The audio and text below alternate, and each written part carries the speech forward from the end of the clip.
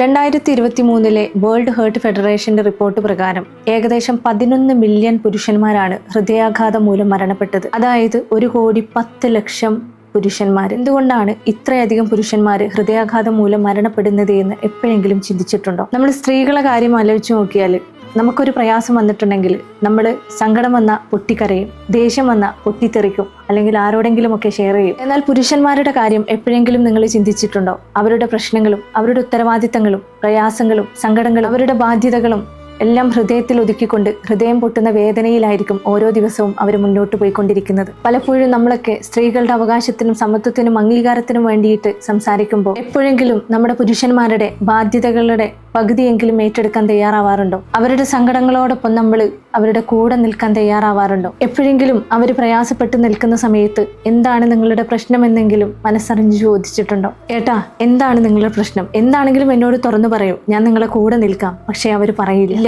അവരൊരിക്കലും നമ്മളോട് പറയില്ല. അവരുടെ പ്രശ്നങ്ങളെ കുറിച്ച് പറയില്ല, അവരുടെ സങ്കടങ്ങളെ കുറിച്ച് പറയില്ല, അവരുടെ ബാധ്യതകളെ കുറിച്ചും പറയില്ല, അവരുടെ അഭിമാനത്തിന് കോട്ടം തട്ടുന്ന ഒന്നിനെ കുറിച്ചും നമ്മളോട് അവർ പറയില്ല. ഇതെല്ലാം ഉള്ളിലൊതുക്കി നെഞ്ചു പൊട്ടിയിട്ട് മുന്നോട്ട് പോകുമ്പോൾ നമ്മുടെ പരാതികൾക്കും പരിഭവങ്ങൾക്കും ഒക്കെ സ്ഥാനം കൊടുക്കുന്നതിന് പകരം ചേർത്ത് നിർത്തുക.